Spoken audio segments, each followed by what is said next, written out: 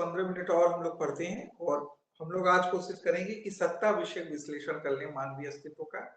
जो बिंदु इसमें स्पष्ट किए गए हैं आप लोग की यूजीसी नेट जेआरएफ में पूछे जाएंगे, उसका स्पष्टीकरण और अवधारणाओं का स्पष्टीकरण कर लें। तो कल की क्लास में हम लोग वास्तविक संबंध मूलक विश्लेषण कर लेंगे और फिर बाकी बची हुई चीजों को कल हम लोग खत्म कर लेंगे, क्योंकि कल काफी लोग आएंगे भी, तो वो सारी चीजें वहां पे खत्म हो जाएंगी। तो मेरे समझ से कल किरकेगार्ड खत्म हो जाएगा, तो परसों जो है हम लोग हुसरल को पढ़ लेंगे, फेनोमेनोलॉजी को पढ़ लेंगे और फिर 2-3 आपको में अलग अलग पॉइंट्स दिए हुए हैं पढ़ने के लिए, उन सारी चीजों को हम लोग खत्म करके तो फिर आगे बढ़ने की कोशिश करेंगे कि आगे हम लोग वेस्टर्न फिलॉसफी कोई चीज लेके उसको हम लोग खत्म करने की कोशिश करें। तो जो सत्ता विषयक विश्लेषण होगा, उस सत्ता विषयक विश्लेषण में जिस विधा की वो बात करते हैं मानवीय अस्तित्व की, उस विधा को उन्होंने डिफाइन किया है बीइंग इन द वर्ल्ड, जगत में होने के रूप में डिफाइन किया है बीइंग इन द वर्ल्ड। तो याद करिएगा कि सत्ता विषयक विश्लेषण मानवीय अस्तित्व दो प्रकार से विश्लेषण करते हैं, एक सत्ता विषयक विश्लेषण, एक वास्तविक संबंधों पे आधारित विश्लेषण। दो विश्लेषण हो रहे होते हैं मानवीय अस्तित्व का, और दोनों विश्लेषणों में हम क्या देख रहे होते हैं कि मानवीय अस्तित्व किस प्रकार से किन विधाओं में अस्तित्वान हो रहा है। तो जो सत्ता विषयक विश्लेषण में जिस विधा में अस्तित्वान हो रहा है, उसमें पहली विधा को वो डिफाइन करते हैं बीइंग इन द वर्ल्ड, जगत में होने के रूप में डिफाइन करते हैं। तो अनेक प्रकार से प्रश्न आप लोग से हो सकते हैं कि जगत में होना किस प्रकार का विश्लेषण है मानवीय अस्तित्व का मार्टिन हाइडेगर के अनुसार। तो आप कहेंगे सत्ता विषयक विश्लेषण, या सत्ता विषयक विश्लेषण के रूप में कौन सी विधा का विश्लेषण करते हैं मार्टिन हाइडेगर। तो आप कहेंगे बीइंग इन द वर्ल्ड, जगत में होना। किसी भी प्रकार से घुमा फिरा के आपसे प्रश्न पूछा जा सकता है। तो जगत में होना, बीइंग इन द वर्ल्ड को वो किस प्रकार से डिफाइन कर रहे होते हैं, इसकी अवधारणा हम समझ लेते हैं। और फिर जगत में होने की भी अलग अलग कुछ विधाओं को वो डिफाइन कर रहे होते हैं, और उस पर आप लोग से अनेक प्रकार के प्रश्न पूछे जा सकते हैं, उसकी अवधारणा को हम लोग समझने की कोशिश करते हैं। पहले हम लोग ये समझते हैं कि जगत में होना, बीइंग इन द वर्ल्ड, इनके लिए है क्या। तो कहते हैं कि जो मानवीय अस्तित्व जिस प्रकार के जगत में जीता है, वह जगत कोई दूर स्थित जगत नहीं है। मार्टिन हाइडेगर स्पष्ट कर रहे होते हैं कि बीइंग इन द वर्ल्ड मतलब ये है कि मानवीय अस्तित्व जिस जगत में जी रहा होता है, वह उससे क्या होता है कि इंटीमेट तरीके से, गहन रूप से वो उसके साथ जो है संबद्ध रहता है, जुड़ा रहता है, एसोसिएट होता है। तो आप लोग भी ये महसूस करते होंगे कि आप जिस वर्ल्ड में जी रहे हैं, जिसमें आपको जन्म मिला और जो सारी चीजें आप घटित परिघटित हो रही हैं, अभी बैठ के आप लोग यहाँ पे यूजीसी नेट जेआरएफ की ऑनलाइन क्लासेस ले रहे हैं, तो आप यहाँ पर क्या इंटीमेट तरीके से जो है आप इस जगत से जुड़े हुए हैं, कोई दूर स्थित जगत नहीं है। तो वही वो कह रहे होते हैं कि यहाँ जगत में होने का अभिप्राय है कि कोई दूर स्थित जगत नहीं है, बल्कि यह क्या है, गहन रूप से जुड़ा हुआ जगत है मानवीय अस्तित्व के साथ, और मानवीय अस्तित्व की योजनाओं के अनुरूप निखरा हुआ ये जगत है। कि आपकी योजनाएं जो हैं, जैसे हम लोग के जो पुरातन काल के दार्शनिकों ने जो हम लोग की खोज के रखा है सारी चीजों को, धर्म अर्थ काम मोक्ष, तो ये सारी चीजों को जो चार पुरुषार्थों को डिफाइन किया है, और इन सारी चीजों में तो इसी रूप में वो कह रहे हैं कि जगत मानव की योजनाओं के अनुरूप निखरा हुआ जगत। ये योजनाएं क्या है, जैसे भारतीय दर्शन में चार पुरुषार्थों को बताया गया, धर्म अर्थ काम मोक्ष, ये योजनाएं। तो ये जगत जो है मानव की योजनाओं के अनुरूप निखरा हुआ जगत है, दूर स्थित जगत नहीं, बल्कि मानवीय अस्तित्व इसके साथ इंटीमेट तरीके से क्या हुआ है, जुड़ा हुआ है। तो एक प्रकार से वो कहते हैं कि मानवीय अस्तित्व और जगत एक इकाई के रूप में, समझिएगा। तो इकाई जब हम कह रहे हैं इंटीमेट रूप से, गहन रूप से जुड़ा है, तो गहन रूप से जुड़ने का मतलब क्या है, एक इकाई है, दो है, दिखते ही नहीं है, दो प्रतीत ही नहीं होते, इंटीमेट तरीके से जुड़ गए हैं, तो गहन रूप से जुड़ गए हैं, तो एक इकाई के रूप में वह इसको स्वीकार करते हैं। तो इस प्रकार वो लास्ट में डिफाइन करते हैं कि अस्तित्व की चेतना के साथ जीना मतलब मानव का जगत में होने की चेतना है, यानी आत्म अस्तित्व की चेतना मानव के जगत में होने। जैसे हम कहे आत्म अस्तित्व की चेतना है, हमें अस्तित्व की हम अस्तित्व की चेतना के साथ हैं, तो इसका मतलब क्या है कि हम मानव क्या है, उसको जगत में होने की चेतना है, यानी ये इतना इंटीमेट गहन रूप से जुड़ा हुआ है। इसलिए जगत में होने को इस प्रकार से वो व्याख्यायित करते हैं। और यही सारी चीजें आप लोग की पुस्तकों में भी दी गई है। जो हमारे लेक्चर को सुनने के बाद आप लोग जाकर पुस्तकों में देखेंगे तो यही सारी चीजें आप लोग को अंडरलाइन की हुई दिखाई देंगी। अब वो अनेक विधाओं को भी बता रहे होते हैं, छोटे छोटे, जो बीइंग इन द वर्ल्ड, जगत में होने को डिफाइन कर रहे होते हैं। एक तो जगत में होने की एक विधा को वो डिफाइन करते हैं जिसको वो कहते हैं उद्देश्यपूर्ण लगाव, या जिसको हम लोग अंग्रेजी में कहते हैं केयर और कंसर्न। इसको वो डिफाइन कर रहे होते हैं कि उद्देश्यपूर्ण लगाव, जगत में होने की एक विधा है उद्देश्यपूर्ण लगाव। तो उद्देश्यपूर्ण लगाव का अर्थ यह है कि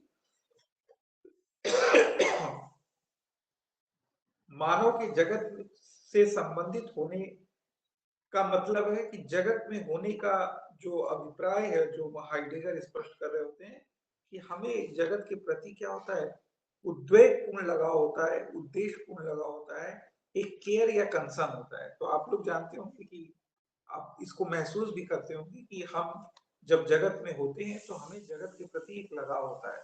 तभी आपको महसूस होता है, जिसको लोग कहते हैं अटैचमेंट होता है, कि जब कोई ऐसी चीज होती है कि हमको ऐसा फील होता है कि जो है हमारे लिए कोई संकट है, तो आपको एक फीलिंग होने लगती है, एक अजीब सा भाव आने लगता है, क्योंकि आप इस जगत के साथ केयर कंसर्न के साथ जुड़े हुए हैं। एक उद्वेगपूर्ण लगाव आपके साथ जुड़ा हुआ है इस जगत में। यानी ये जगत में आप उस प्रकार से नहीं है जैसे पेड़ पौधे वृक्ष आदि हैं, उनमें उतना उद्वेगपूर्ण लगाव नहीं है जितना आप में उद्वेगपूर्ण लगाव है। तो वह इस विधा को भी डिफाइन कर रहे होते हैं हाइडेगर, कि जगत में होने की एक विधा क्या है, केयर और कंसर्न। यानी जिस जगत में वह रह रहा होता है मानवीय अस्तित्व, उस जगत के प्रति एक गहन लगाव के साथ वह जी रहा होता है। और हाइडेगर इस केयर या कंसर्न को डिफाइन करने के लिए एक शब्द भी जर्मन में यूज करते हैं जिसको सॉर्ज कहते हैं, SORG, सॉर्ज शब्द का प्रयोग करते हैं। और कहते हैं कि ये जगत से संबंधित होने का एक तार्किक स्वरूप भी है। तो आप लोग से अगर पूछते कि जगत में होने का एक तार्किक स्वरूप क्या है, तो आप लोग कहेंगे उद्वेगपूर्ण लगाव या उद्देश्यपूर्ण लगाव, केयर या कंसर्न। इसको जगत में होने के एक तार्किक स्वरूप के रूप में वह डिफाइन कर रहे होते हैं। और इस केयर या कंसर्न उद्वेगपूर्ण लगाव के 3 लक्षणों की वह चर्चा करते हैं। एक है तथ्यता, जो एज इट इज आप लोग से पूछा जाता है, तथ्यता। दूसरा पोटेंशियलिटी या संभावना रूप जगत। और तीसरा जो है फॉलनेस या गिरावट कहते हैं। ये उस उद्योगपूर्ण लगाव के 3 लक्षणों को डिफाइन कर रहे होते हैं। तथ्यता, फैक्टिसिटी, मतलब होता है कि मनुष्य अपने आप को जगत में एकाएक फेंका हुआ पाता है। ठीक है। जैसे आप लोग सोचिए कि क्या आप लोग जानते थे कि इस जगत में कब कहाँ कैसे कब आना है, आपको नहीं जानते थे आप। तो आपको जब अस्तित्व की चेतना होती है तो आप अपने आप को एकाएक जगत में स्वयं को फेंका हुआ पाते हैं। ये एक फैक्टिसिटी है। यानी ये एक ऐसा तथ्य है जिसे आप नकार नहीं सकते, क्योंकि आपको लगता है कि बस आपको थ्रो कर दिया गया है, आपको फेंक दिया गया है, और आप इस चीज को फील कर रहे होते हैं कि ये चीज क्या है। तो ये सारी चीजें किसी किसी में ये चिंतन बड़ा गहन हो जाता है, तो वो अनेक प्रकार की डिप्रेशन अवसाद में चला जाता है। लेकिन सामान्य रूप से लोग 90-95% इस विचार के साथ कोप अप कर लेते हैं और कहीं ना कहीं वो समझौते के रूप में आगे बढ़ते रहते हैं और जगत में कॉम्प्रोमाइज वगैरह करके चलते रहते हैं। तो ये सारी चीजें अलग बात है। दूसरी चीज जो वो डिफाइन कर रहे होते हैं उसको संभावना रूप जगत कहते हैं, जिसको पोटेंशियलिटी के रूप में वो डिफाइन कर रहे होते हैं। तो संभावना रूप जगत मतलब कि ये जो संपूर्ण जगत हम देख रहे होते हैं वह मानवीय अस्तित्व इसमें असंख्य संभावनाओं के रूप में देख रहा होता है। और मानवीय अस्तित्व अपनी आवश्यकताओं के अनुसार इस संभावना को क्या कर रहा होता है, उसको उस संभावना को यूज भी कर रहा होता है, उसका इस्तेमाल भी कर रहा होता है।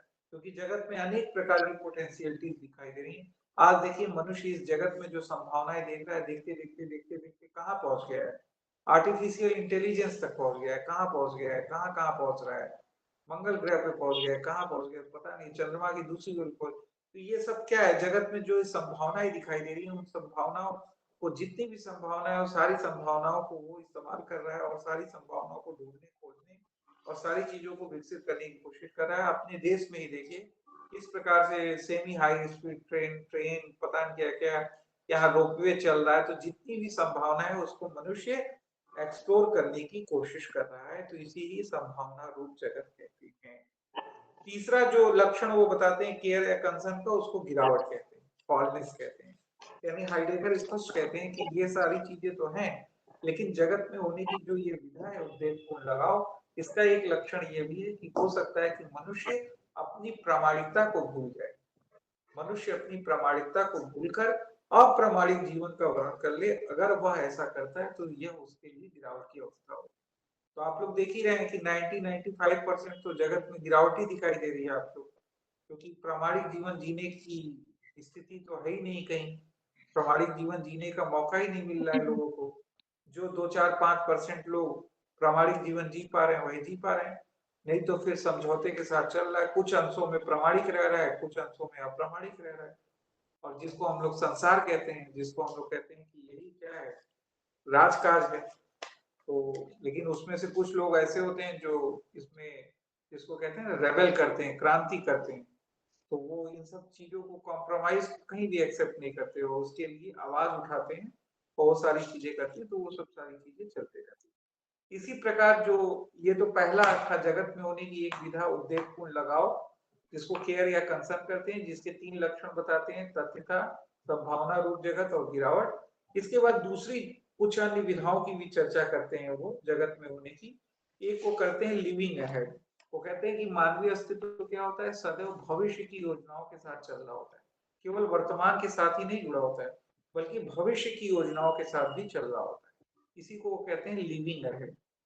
इसके बाद एक और विधा को वो कहते हैं, जिसको वो कहते हैं अवबोध, अंडरस्टैंडिंग। अवबोध अंडरस्टैंडिंग को स्पष्ट करते हुए कहते हैं कि मानवीय अस्तित्व प्रत्येक संपर्क के साथ क्या करता है, एक अर्थ प्रक्षेपित करता है, और यही अवबोध के रूप में वो डिफाइन कर रहे होते हैं। मानवीय अस्तित्व जब भी इस जगत में कहीं न कहीं टकराता रहता है, तो वहां टकरा के वो क्या करता है, किसी अर्थ को प्रक्षेपित करता है, और यही अर्थ जो प्रक्षेपित करता है वह अवबोध अंडरस्टैंडिंग को बना रहा होता है। ठीक है। और आप लोग की पुस्तकों में दिया होगा कि अवबोध के 2 अवयवों को वह स्पष्ट कर रहे होते हैं, जो आप लोग की यूजीसी में जेआरएफ में पूछा भी जा सकता है कि अवबोध के 2 उपकरण कौन से हैं, एक 2 अवयव कौन से हैं। एक तो वो कहते हैं कि हमें एक अवयव तो यह दिखाई देता है अवबोध का कि जगत को हम एक उपकरण के रूप में, इंस्ट्रूमेंट के रूप में देखते हैं। और दूसरा अवबोध का हमें एक अवयव यह भी दिखाई देता है कि हम किस प्रकार से जगत में जो वस्तुएं हैं उसको हम अर्थपूर्ण बना पाते हैं। तो एक तो जगत के उपकरण के रूप में होने का अवबोध होता है, और दूसरा जगत की वस्तुओं को अर्थपूर्ण किस प्रकार हम बना पाते हैं, यह भी अवबोध भी निहित होता है। और यही अवबोध के 2 अवयवों के रूप में वह डिफाइन कर रहे होते हैं कि अवबोध हर संपर्क में एक अर्थ को प्रक्षेपित करता है, और इसी प्रक्षेपण की प्रक्रिया के द्वारा वह जगत को सार्थक बनाता है। एक अन्य लास्ट जो विधा है उसकी भी चर्चा वो करते हैं, जिसको वो शून्यता की अनुभूति कहते हैं, अप्रहेंशन ऑफ नथिंगनेस कहते हैं हाइडेगर। ये भी जगत में होने की एक विधा है। हाइडेगर कहते हैं कि जो शून्यता है वह सत में ही निहित है। हाइडेगर डिफाइन कर रहे होते हैं कि शून्यता सत में ही निहित है, और यदि शून्यता को न स्वीकार करें तो हम सत की अनुभूति भी नहीं कर पाएंगे। तो इसलिए वह शून्यता को बड़ा महत्व देते हैं, और कहते हैं कि मानवीय अस्तित्व ही एक ऐसा अस्तित्व है जहां पर शून्यता और सत दोनों का संगम हो रहा होता है। इसीलिए वो कहते हैं कि मानवीय अस्तित्व में के माध्यम से, या मानवीय अस्तित्व को मूल सत का झरोखा इसलिए ही कह रहे होते हैं क्योंकि मानवीय अस्तित्व में ही शून्यता और सत का संगम हो रहा है। यानी शून्यता के माध्यम से हम सत की ओर पहुंच सकते हैं। तो ये सारी चीजों को उन्होंने डिफाइन करने की कोशिश की। उन्होंने कहा कि यही शून्यता अगर तात्विक दृष्टिकोण से देखें तो यही सत है, और अगर हम इसी शून्यता को हम इस व्यवहारिक जगत के परिप्रेक्ष्य में देखें तो यह एक भावावस्था है या डिस्पोजिशन है, एक जीवन वृत्ति है। और तात्विक स्तर पे यही शून्यता क्या है, जो सत की झांकी बन जाए। तो जैसे इसका मतलब क्या हुआ, इसका अभिप्राय क्या हुआ, इसको थोड़ा व्याख्यायित कर दे रहे हैं, थोड़ा सा जटिल लग रहा होगा। इसकी देखिए, इसकी अभिप्राय ये है कि जो शून्यता को कहते हैं कि अगर हम व्यवहारिक रूप से देखें तो यह एक जीवन जो है एक जीवन दृष्टि के रूप में, एक मूड डिस्पोजिशन के रूप में दिखती है। इसका मतलब कि हम देख रहे होते हैं कि जैसे हमारे जीवन में किसी नियर एंड डियर वन का चला जाना, तो हमें एक शून्यता की फीलिंग कराने लगता है। हमें एक अजीब प्रकार की फीलिंग होने लगती है, एक नथिंगनेस की फीलिंग होने लगती है। लेकिन अगर हम तात्विक दृष्टिकोण से देखें, तात्विक दृष्टिकोण से देखें, मेटाफिजिकल पॉइंट ऑफ व्यू से देखें, तो यही तात्विक दृष्टिकोण से क्या होगा, यही जो है सबकी झांकी बन जाती है। क्योंकि जब इसी शून्यता में हम तात्विक दृष्टिकोण से चीजों को समझने की कोशिश करते हैं, तो कहीं न कहीं हम मूल सब के साथ अपने आप को इंटरकनेक्ट कर पाते हैं। तो इस प्रकार आप लोग को लग रहा होगा कि काफी तेज चल रहे हैं, इसलिए चल रहे हैं ना क्योंकि कल ये सारी चीजें फिर से रिपीट करेंगे, क्योंकि कल का काफी लोग फिर आएंगे, तो इसलिए कल की क्लास में हम फिर रिपीट करेंगे। तो इसलिए थोड़ा-सा तेज पढ़ा रहे हैं, तो आप लोग परेशान मत होइए, ये कल फिर रिपीट होने वाला है। ये सारी चीजें कल फिर से बताई जाएँगी 15-20 मिनट में, तो आप लोग का अच्छे से रिवीजन हो जाएगा, ठीक है? और लास्ट में जब ये जगत में होने को डिफाइन कर रहे होते हैं, तो जगत में होने को डिफाइन करते हुए वो कहते हैं प्रामाणिकता अप्रामाणिकता की चर्चा करते हैं। वो कहते हैं कि जगत में मानवीय अस्तित्व की तात्विक विधा एक यह भी है कि मनुष्य स्वयं को प्रामाणिक ढंग से जी सकता है, ठीक है? प्रामाणिक ढंग से भी जी सकते हैं, और हमारे पास यह भी दिखाई देता है कि अप्रामाणिक ढंग का भी एक ऑप्शन बना रहता है। लेकिन जो है वो कहते हैं कि मानवीय अस्तित्व में एक विशेष प्रकार की विशिष्टता होती है, और जिसको वो विशिष्टता या विचित्रता के रूप में वो कह रहे होते हैं कि मनुष्य मानव जगत में तो अवश्य है, फिर भी वो जगत का नहीं, अर्थात मानव जगत में होते हुए भी अपने अस्तित्व से जगत से पृथक अपनी विशिष्टता में अस्तित्ववान होता है। तो अभी तो जहां पर वह स्पष्टीकरण कर रहे थे कि जगत में होना मतलब इंटीमेट रूप से जगत में के साथ जुड़ा होना और एक इकाई के रूप में डिफाइन कर रहे थे, लेकिन जब वह विश्लेषण के साथ लास्ट में आते हैं तो वह स्पष्ट कर रहे होते हैं कि मानवीय अस्तित्व के साथ एक विचित्रता विशेषता यह होती है कि मानवीय अस्तित्व जगत में होते हुए भी अपनी विशिष्टता में अस्तित्ववान होता है। लेकिन जब हम अपनी इस विशिष्टता को विस्मृत कर देते हैं और स्वयं को जगत में क्या करते हैं, खो देते हैं, खो बैठते हैं, तो फिर हमारा जीवन क्या होता है, अप्रामाणिक हो जाता है। तो ये बात तो सच ही लग रही होगी आपको कि जब जब हम लोग अपने आप को जगत में खो देते हैं और जगत के प्रपंचों में चले जाते हैं और उठा-पटक में चले जाते हैं, तो हम अपनी विशिष्टताओं के साथ मुख मोड़ लेते हैं, हम अप्रामाणिक जीवन जीने लगते हैं। तो ये जब अप्रामाणिक जीवन जीते हैं, तो यह अप्रामाणिक जीवन हमें कभी भी मूल सत्य तक नहीं पहुंचा सकता, अल्टीमेट रियलिटी तक नहीं पहुंचा सकता। अल्टीमेट रियलिटी तक पहुंचने के लिए आवश्यक है कि हम अपनी विशिष्टताओं के साथ इस जगत में अस्तित्ववान रहे, प्रामाणिक जीवन जिए, न तो दूसरों के इशारों पे चले और न ही अपने आप को एक भौतिक वस्तु के रूप में समझे, क्रिया प्रतिक्रियाओं का समूह मात्र। अगर हम ऐसा करने में सक्षम हो पाते हैं तो यह जीवन प्रामाणिक जीवन होगा, और ऐसे प्रामाणिक जीवन के माध्यम से हम मूल सत्य तक भी पहुंच सकते हैं, मूल सत्य को जान सकते हैं। ऐसा विश्वास था मार्टिन हाइडेगर का। तो ये सारी चीजें आप लोग को स्पष्ट की गई आज के क्लास में, और कल इसका फिर से दोहराव हो जाएगा। जहां से हम शुरू किए थे वहां से फिर से हम इसका दोहराव करेंगे, और दोहराव करने के बाद हम वास्तविक संबंध मूलक विश्लेषण भी करके इनके बिंदुओं को स्पष्ट करके यह खत्म कर देंगे।